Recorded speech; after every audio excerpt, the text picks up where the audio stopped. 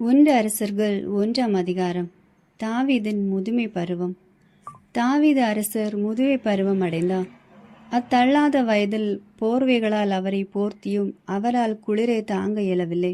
எனவே அவருடைய அலுவலர் அவரிடம், அரசே, எம் தலைவராகி உமக்கென ஓர் இளம் கன்னி பெண்ணை தேடப் போகிறோம்.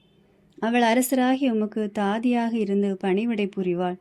அவள் அருகில் படுத்து எம் தலைவரும் அரசருமாகிய உமது குளிரை போக்குவாள் என்றனர்.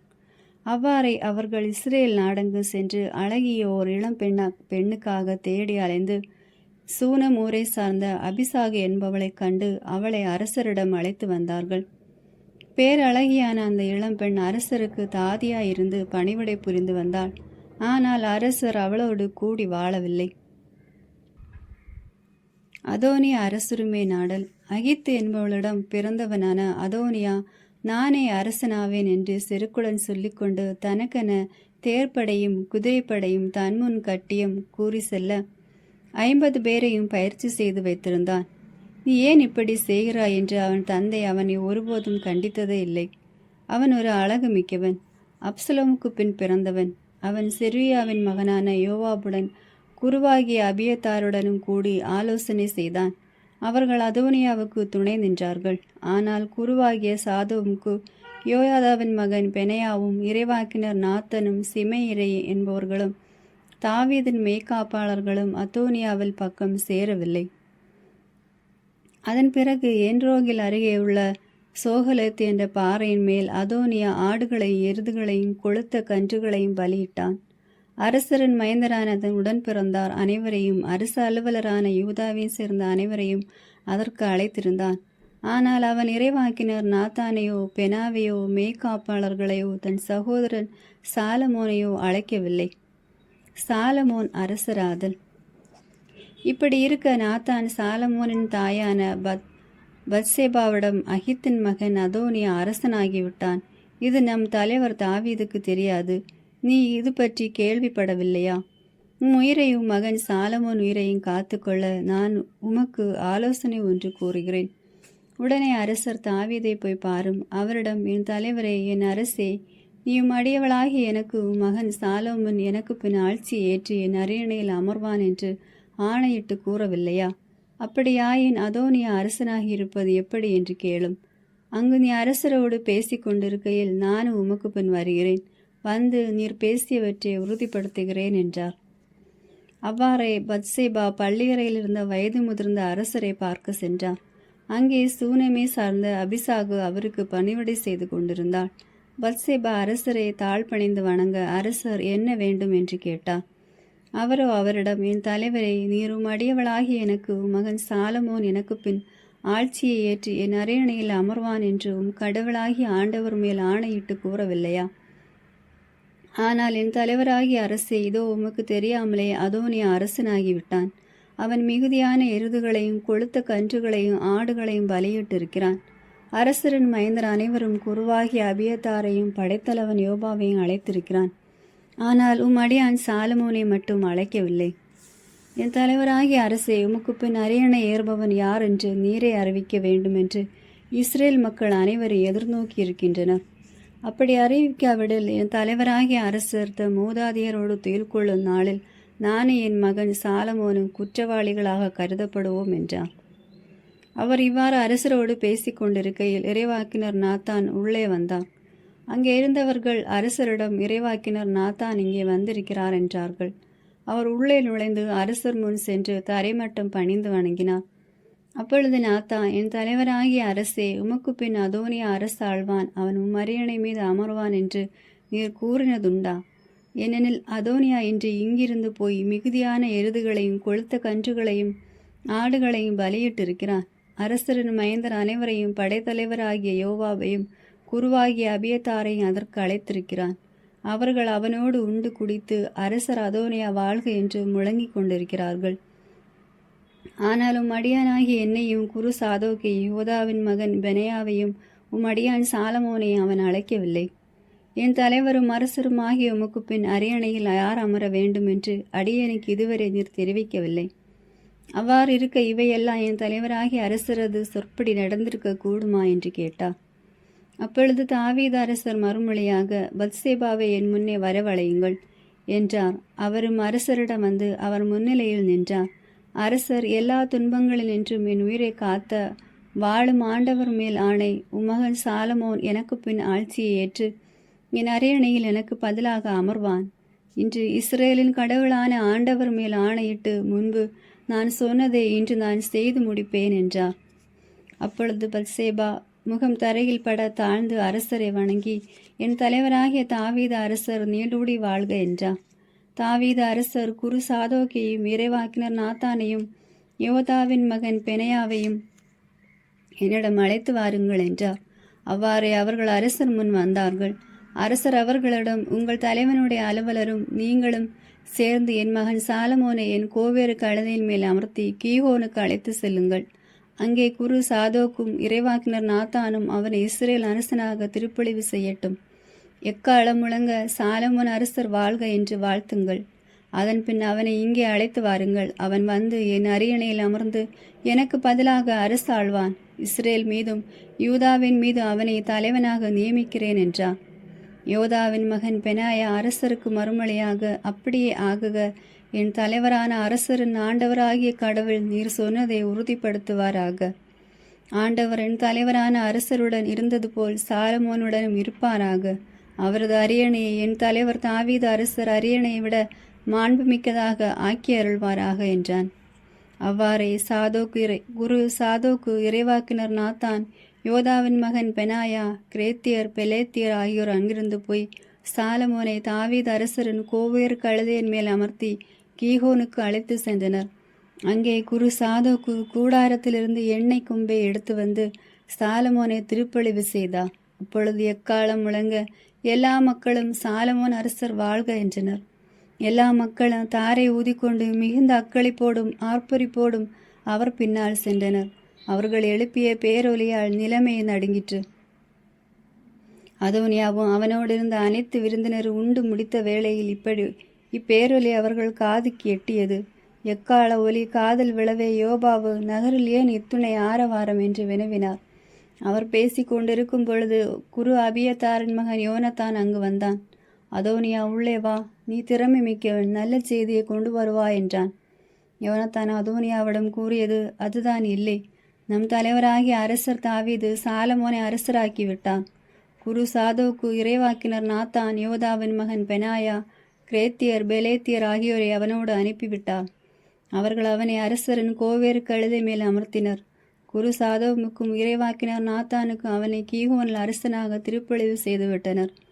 பிறகு அங்கிருந்து அக்களிப்போடு அவனை அழைத்து வந்துள்ளனர். எனவேதான் நகரில் இத்துணை ஆரவாரம். நீங்கள் கேட்டது அந்த இரைச்சல்தான். சாலமோனு இப்பொழுது அரச அரியணை மீது அமர்ந்துள்ளான். மேலும் அரசரின் அலுவலர் தம் தலைவராகிய தாவீது அரசரிடம் வந்து, கடவுள் உமது பேரை விட சாலமோன் பேரை சிறப்புடையதாய் ஆக்குவாராக. உமது அரியணையை விட அவரது அரியணையை மாண்புடையதாய் ஆக்குவாராக என்று வாழ்த்தினார். அரசரும் தம் படுக்கையில் வணங்கி தொழுது, இஸ்ரேலின் கடவுளான ஆண்டவர் போற்றி, அவர் இன்று என் அரியணை மீது ஒருவனை அமர்த்தியுள்ளார். அதை நான் கண்குளிர கண்டேன் என்றார். உடனே அதோனியாவின் விருந்தினர் அனைவர் அச்சமுற்றி எழுந்து மூளைக்கு ஒருவராக ஓட்டம் பிடித்தனர். அதோனியா சாலமோனுக்கு அஞ்சி ஓடி பலிபீடத்தின் கொம்புகளை பற்றி கொண்டான். அப்பொழுது சாலமோனுக்கு இவ்வாறு தெரிவிக்கப்பட்டது. அதோனியா சாலமோன் அரசருக்கு அஞ்சி பலிபீடத்தின் கொம்புகளை பற்றி கொண்டிருக்கிறான். மேலும் அவன் அரசர் சாலமோன், என் அடியானாகிய உன்னை வாளால் கொல்ல மாட்டேன் என்று இன்றே ஆணையிட்டு கூறட்டும் என்று வேண்டுகிறான். சாலமோன் அவன் ஒழுங்கான முறையில் நடந்து கொண்டால் அவன் தலைமுடி ஒன்று கூட தரையில் விழாது. ஆனால் அவனிடம் வஞ்சனை எதுவும் காணப்பட்டால் அவன் சாக வேண்டும் என்று பதிலளித்தார். எனவே சாலமோன் அரசர் ஆள் அனுப்பி பலிபீடத்திலிருந்து அவனை இழுத்து கொண்டு வர செய்தார். அவனும் வந்து சாலமோன் அரசர் முன் வீழ்ந்து வணங்கினான். சாலமோன் அவனிடம், நீ உன் வீட்டுக்கு போகலாம் என்றார். 2ஆம் அதிகாரம். தாவீது சாலமோனுக்கு தந்த இறுதி அறிவுரை. தாவீது இறுதி நாள் நெருங்கின போது அவர் தம் மகன் சாலமோனுக்கு பணித்து கூறியது இதுவே: அனைத்துலகும் போகும் வழியே நானும் போகிறேன். நீ நெஞ்சுறுதியும் வீரமும் கொண்டவனாயிரு. உன் கடவுளாகிய ஆண்டவர் ஆணைகளை கடைப்பிடி. அவர் காட்டும் வழியில் நட. மோசேயின் சட்ட நூலில் எழுதப்பட்டுள்ள கடவுளுடைய நியமங்கள், விதிமுறைகள், நீதி சட்டங்கள், ஒழுங்குமுறைகள் ஆகியவற்றை கடைப்பிடி. இப்படி செய்தால் நீ செய்யும் காரியங்களிலும் செல்லும் இடங்களிலும் வெற்றி காண்பாய். ஏனெனில் ஆண்டவர் என்னை நோக்கி, உன் மைந்தர்கள் தங்கள் முழு இதயத்தோடும் முழு உள்ளத்தோடு என் முன்னிலையில் உண்மையுடன் நடப்பார்களானால் இஸ்ரேலின் அரியணையில் அமர்வதற்கேற்ற ஒருவன் அவர்களுள் இல்லாமல் போவதில்லை என்று எனக்கு கொடுத்த வாக்கு அப்போதுதான் நிலைத்திருக்கும். இஸ்ரேலின் இரு படைத்தலைவர்களான நேரின் மகன் அப்னேர், எத்தேரின் மகன் அமாசா ஆகியோருக்கு செரியாவின் மகன் யோபாவு செய்ததும் அதனால் எனக்கு நேர்ந்ததும் உனக்கு தெரியும். அவன் போர்க்காலத்தில் சிந்தப்பட்ட இரத்தத்திற்கு பழிவாங்க சமாதான காலத்தில் அவர்களை கொன்றான். அவ்வாறு செய்து அவன் தன் அரைக்கட்சியிலும் தன் மிதியடிகளிலும் இரத்தக்கரை படிய செய்தான். ஆகையால் அவனுடைய விவேகமாய் நடந்து கொள். அவன் நரைமுடியனாய் மன அமைதியுடன் பாதாளத்தில் இறங்க விட்டு விடாதே. கிளையாதே சார்ந்த பர்சில்லாயின் மைந்தர்களுக்கோ இரக்கம் காட்டு. உன் பந்தியில் உண்பவர்களோடு அவர்களும் இருக்கட்டும். ஏனெனில் உன் சகோதரன் அப்சலோமுக்கு அஞ்சி நான் ஓடிய பொழுது எனக்கு அவர்கள் துணை நின்றார்கள். இன்னும் கேள், பகூரும் ஊரை சார்ந்த பென்யமினராகிய கேராவின் மகன் சிமையை உன்னோடு இருக்கிறான் அல்லவா? அவன் மகானாமிக்கு நான் சென்றபோது மிகவும் இழிவான முறையில் பேசி என்னை சபித்தான். ஆயினும் யோர்தானுக்கு அருகில் என்னை சந்திக்க வந்தபோது உன்னை வாளால் கொல்ல மாட்டேன் என்று ஆண்டவர் மேல் ஆணையிட்டு அவனுக்கு நான் சொன்னேன். எனினும் நீ அவனை குற்றமற்றவனை எண்ணி விடாதே. நீ விவேகமுள்ளவன். அவனுக்கு என்ன செய்ய வேண்டும் என்று உனக்கு தெரியும். அவன் நரைமுடியனாய் இரத்தத்தில் தோய்ந்து பாதாளத்தில் இறங்கும்படி செய். தாவீது இறப்பு. பின்னர் தாவீது தம் மூதாதையருடன் துயில் கொண்டு தாவீதின் நகரில் அடக்க செய்யப்பட்டான். தாவீது இஸ்ரேலின் மீது ஆட்சி செலுத்திய கால 40 ஆண்டுகள். அவன் எபிரோனில் 7 ஆண்டுகளும் எருசலேமில் 33 ஆண்டுகளும் ஆட்சி செலுத்தினார்.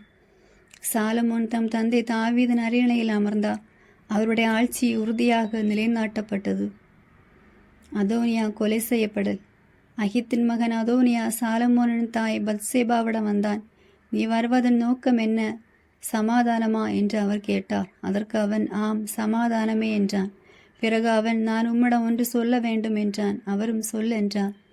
அதற்கு அவன், அரசுரிமை என்னுடையதே, நான் அரசனாக வேண்டும் என்று இஸ்ரேல் மக்கள் அனைவரும் விரும்பினர்.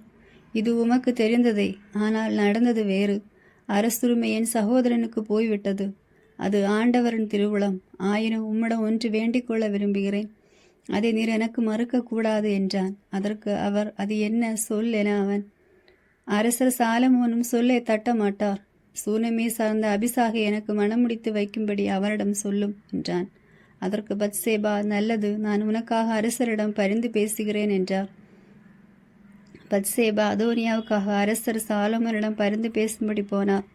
அப்போது அரசர் எழுந்து அவரை எதிர்கொண்டு வந்து வணங்கிய பின் தம் அரியணையில் அமர்ந்து கொண்டார். அரசரின் தாய்க்கு அவரது வலப்புறத்தில் ஓர் இருக்கை போடப்பட்டது. அவரும் அதில் அமர்ந்தார். அப்போது அவர், நான் உன்னிடம் கேட்க விரும்பும் சிறு வேண்டுகோள் ஒன்று உண்டு.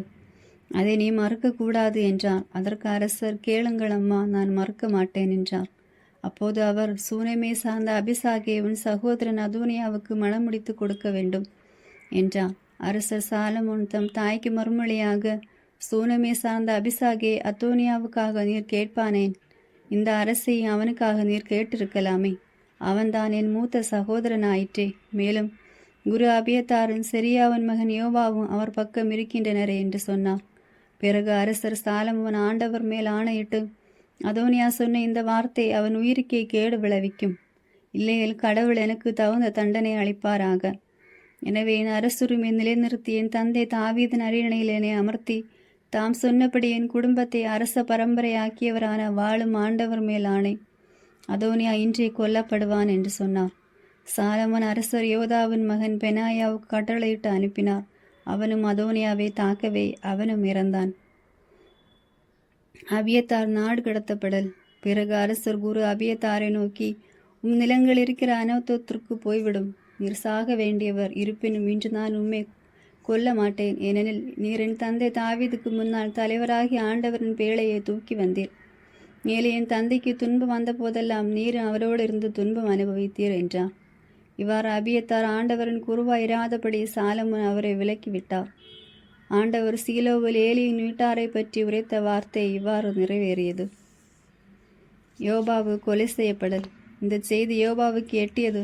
அவர் அப்சலோமின் பக்கம் சாராமல் அதோனியாவின் பக்கம் சார்ந்திருந்தவர். ஆகையால் அவர் ஆண்டவரின் கூடாரத்திற்கு ஓடி பலிபீடத்தின் கொம்புகளை பற்றி கொண்டார். யோபாபு ஆண்டவரின் கூடாரத்திற்கு ஓடிப்போனார் என்றும் பலிபீடத்தின் அருகே அவர் நிற்கிறார் என்றும் சாலமோன் அரசருக்கு அறிவிக்கப்பட்டது. அப்போது சாலமோன் யோதாவின் மகன் பெனாயாவை அனுப்பி, நீ போய் அவனை வெட்டி வீழ்த்து என்றான். பெனாயா ஆண்டவரின் கூடாரத்திற்கு போய் அவரை கண்டு, வெளியே வா, இது அரச கட்டளை என்றான். அதற்கு அவர் மறுமொழியாக, முடியாது, நான் இங்கேயே சாவேன் என்றார். எனவே பெனாயா அரசரிடம் திரும்பி வந்து யோபாவு தனக்கு கூறிய மறுமொழியை தெரிவித்தான். அப்போது அரசர் அவனை நோக்கி, அவன் சொன்னபடியே செய், அவனை கொன்று அடக்கம் செய். இவ்வாறு யோபாவு சிந்திய குற்றமற்ற இரத்தத்தின் பழி என்னையும் தந்தையின் வீட்டாரையும் விட்டு நீங்க செய். இந்த இரத்த பழி ஆண்டவர் அவன் தலைமையிலே விழ செய்வாராக. ஏனெனில் அவன் தன்னை விட நேர்மையிலும் பண்பிலும் சிறந்தவர்களான நேரின் மகனும் இஸ்ரேலின் படைத்தலைவனுமான அப்னோர், எத்தேரின் மகனை யூதாவின் படைத்தலைவனுமான அமாசா ஆகியோரை என் தந்தை தாவீதுக்கு தெரியாமல் தாக்கி வாளால் கொன்றான். இந்த இரத்தப்பழி யோபாவின் தலைமையில் மட்டுமென்று அவன் வழிமரபினர் தலைமையிலும் என்றென்றும் இருப்பதாக. ஆனால் தாவீது அவர் வழிமரபினர் அவர் வீட்டார் ஆகியோர் மீதும் அவர் அரியணை மீதும் என்றென்றும் ஆண்டவரின் சமாதானம் தங்கி இருப்பதாக என்றார்.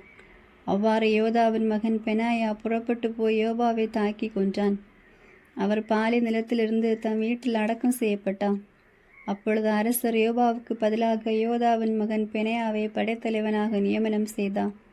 மேலும் அபியத்தாருக்கு பதிலாக சாதோக்கை குருவாக நியமித்தார்.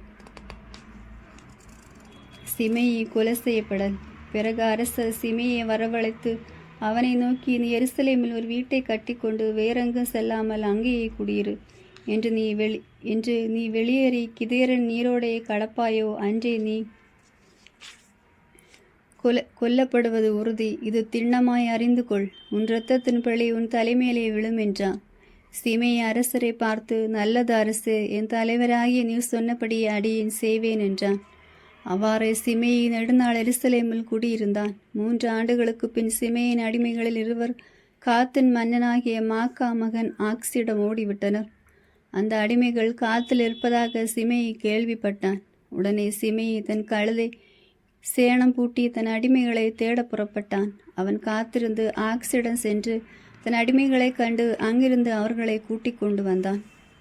சிமேயி எருசலேமிலிருந்து காத்துக்கு போய் திரும்பி வந்தான் என்று சாலமோனுக்கு அறிவிக்கப்பட்டது. அப்போது அரசர் சிமேயை வரவழைத்து, என்று நீ வெளியேறி வேறெங்காவது போவாயோ, அன்றே நீ கொல்லப்படுவது உறுதி. இதை திண்ணமாய் அறிந்து கொள் என்று நான் உனக்கு முன்பே எச்சரிக்கை செய்து உன்னையும் ஆண்டவர் மேல் ஆணையிட செய்யவில்லையா? நீ அதற்கு நல்லது, நீர் சொன்னபடி கேட்கிறேன் என்று பதில் கூறவில்லையா? அப்படி இருக்க ஆண்டவர் மேல் நீட்ட ஆணையை உனக்கு நான் இட்ட கட்டளையை மீறியது ஏன் என்று கேட்டார். மேலும் அரசர் சிமேயை பார்த்து, என் தந்தை தாவீதுக்கு நீர் இழைத்த தீங்குகள் அனைத்தையும் பற்றி உன் நெஞ்சை அறியும். ஆகையால் நீ செய்த தீங்கு உன்னையே அழிக்கும்படி ஆண்டவர் செய்வார். ஆனால் அரசராகிய சாலமோன் ஆசி பெற்றவராய் இருப்பார். தாவீதின் அரியணை ஆண்டவர் முன்னிலையில் என்றென்று நிலைத்து நிற்கும் என்று சொன்னார். பின்னர் யோதாவின் மகன் பெனாயாவுக்கு அவர் அரசர் கட்டளையிட அவன் சென்று சிமேயை தாக்கவே அவனை இறந்தான். இவ்வாறு சாலமோன் ஆட்சி நிலைநிறுத்தப்பட்டது. 3ஆம் அதிகாரம். சாலமோன் ஞானத்திற்காக மன்றாடல்.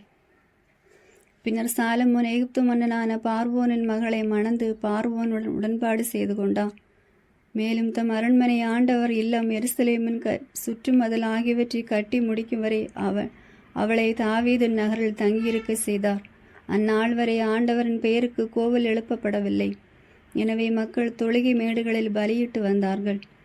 ஆண்டவர் மீது சாலமோன் அன்பு கொண்டு தம் தந்தையான தாவீது விதித்த நியமங்களின்படி நடந்து வந்தார்.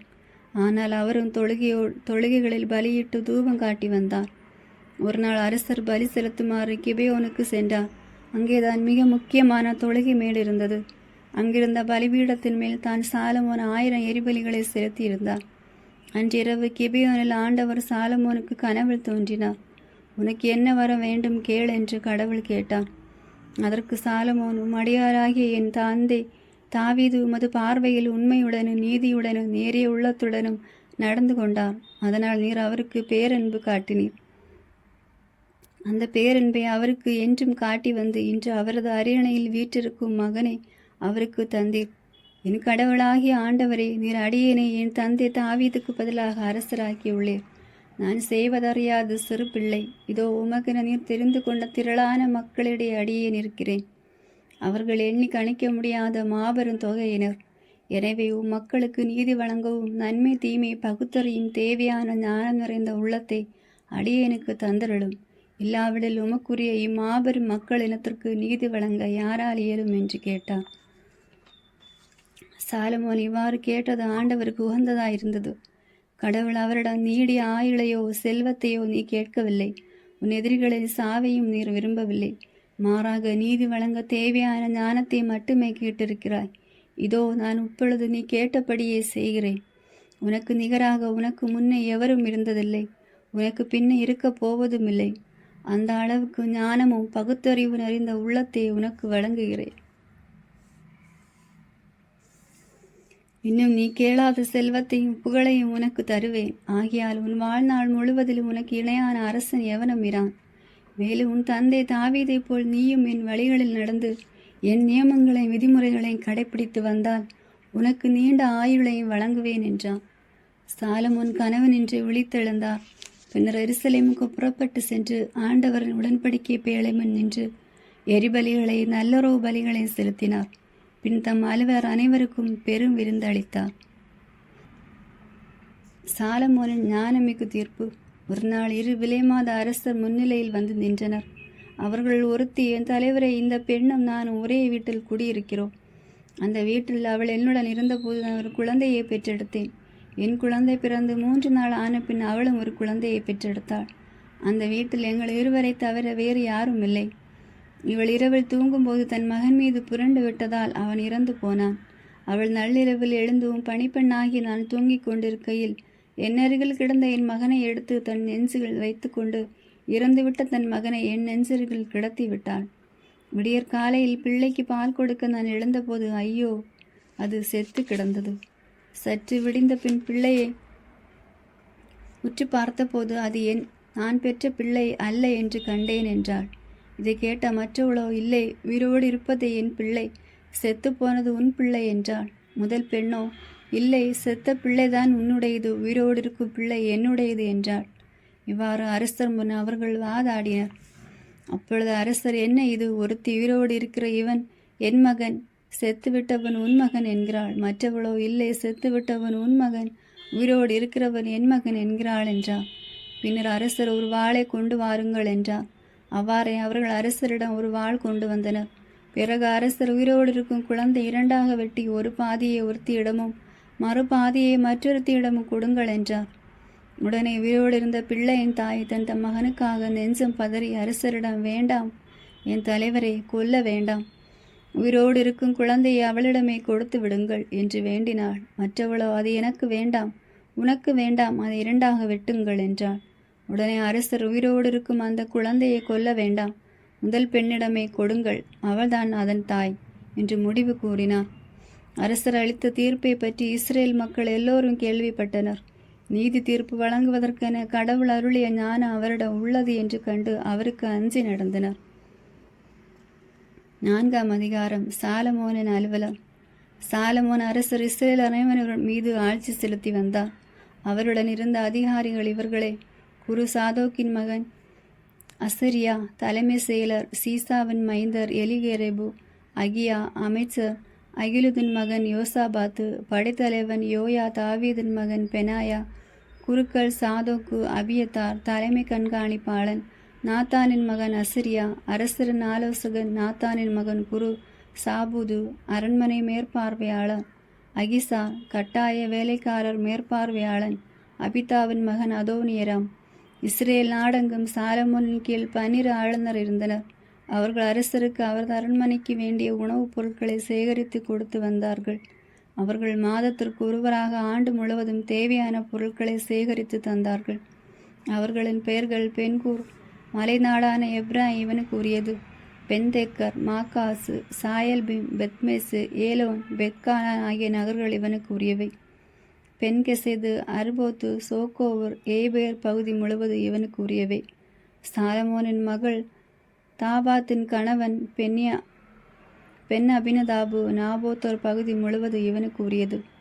அகிலுதூர் மகன் பாகானா தானாக்கு மெகிதோ பெட்சான் நகர் பகுதிகளும், சாரத்தானை அடுத்த இஸ்ரேலுக்கு தெற்கே பெட்சானிலிருந்த ஆபேல் மெகோல வரை யோக்மயாமின் மறுபக்கம் உள்ள பகுதி இவனுக்கு உரியவை. பென்கெபர் ராபோத்து கிளையாது மனாசாயின் மகன் யாயிருக்கு சொந்தான கிளையாது நாட்டு சிற்றூர்களும், பாசானில் உள்ள அர்கோபு நாட்டின் மதிர் சுவர்களும் வெண்கல குறுக்கு கம்பிகளும் கொண்ட 60 நகர்களும் இவனுக்கு உரியவை. இத்தோவன் மகன் அகினதாபு மகனிய இவனுக்கு உரியது. சாலமோனின் மகள் பாஸ்மத்தின் கணவன் அகிமாசு நப்தலி இவனுக்கு உரியது. உசாயின் மகன் பாகானா ஆசேர் பெலேத் இவனுக்கு உரியவை. யாருவான் மகன் யோசாபாத்து இசாக்கார் இவனுக்கு உரியது. ஏலோவின் மகன் சிமெயி பென்யமின் இவனுக்கு உரியது. ஊரியின் மகன் கெபேர் எமோரியரின் மகன் சீகோனுக்கும் பாசானின் மகன் ஓக்குக்கும் உரியதாயிருந்த கிளையாது நாடு இவனுக்கு உரியது. சாலமோனின் சீரும் சிறப்பும். இவர்களை தவிர யூத பகுதிக்கு ஆளுநர் ஒருவர் இருந்தார். யூத இஸ்ரேல் மக்கள் கடற்கரை மணலை போல் திரளாயிருந்தனர், உண்டு குடித்து மகிழ்ந்திருந்தனர். சாலமோன் யூப்ரதீசு தொடங்கி பெலிஸ்தியரின் நாடு வரையிலும் எகிப்தின் எல்லை வரையிலும் இருந்த நாடுகளின் மேலும் ஆட்சி செலுத்தி வந்தார். அவரது வாழ்நாள் முழுவதும் அந்நாட்களில் மக்கள் சாலமோனுக்கு கப்பம் கட்டி அடிபணிந்திருந்தனர். சாலமோன் வீட்டில் நாள்தோறும் உணவுக்காக தேவைப்பட்டவை 30 கலம் மிருதுவான மாவு, 60 கலம் நெய், கொழுத்த மாடுகள் 10, மேய்ச்சலிருந்து வந்த மாடுகள் 20, ஆடுகள் 100, கலைமான்கள், சிறுமான்கள், வரையாடுகள், கொழுத்த கோழிகள் ஆகியவை. திப்சாவிலிருந்து காசா வரையிலும் யூப்ரதீசின் மேற்பகுதியில் உள்ள நாடுகள் அனைத்தின் மீதும் அந்த ஆற்றுக்கு மேற்கே இருந்த அரசுகள் அனைத்தின் மீதும் அவர் ஆட்சி செலுத்தி வந்தார். எல்லைப்புற பகுதிகள் அனைத்திலும் அமைதி நிலவியது. சாலமோனின் வாழ்நாளெல்லாம் தான் முதல் பெர்சேபா வரையிலும் பரவியிருந்த யூதா இஸ்ரேல் மக்கள் பாதுகாப்புடன் வாழ்ந்தனர். அவர்கள் ஒவ்வொருவரும் திராட்சை தோட்டங்களையும் அத்தி மரங்களையும் உடைமையாக கொண்டிருந்தனர். சாலமோனுக்கு இருந்த தேர்க்குதிரை லாயங்கள் 40,000, குதிரை வீரர்கள் 12,000. ஆளுநர்கள் அவரவர் முறைப்படி மாதந்தோறும் அரசர் சாலமோனுக்கு அவரோடு உணவு அருந்தி வந்த அனைவருக்கும் தேவையான உணவுப் பொருட்களை கொடுத்து வந்தார்கள். ஒரு குறையும் வைக்கவில்லை.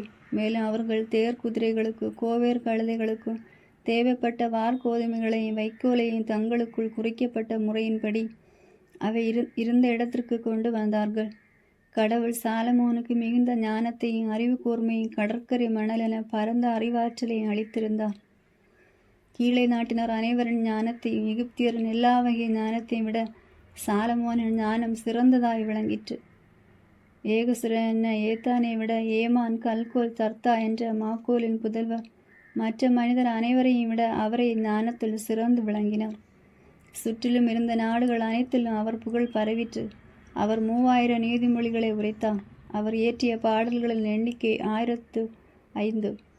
லெபோனின் கேதுரு முதல் சுவரில் முளைக்கும் ஈசைப்பு வரை உள்ள எல்லா மர வகைகளை குறித்தும் நடப்பன, பரப்பன, ஊர்வன, நீந்துவன ஆகியவற்றை குறித்தும் கருத்துரை வழங்கினார்.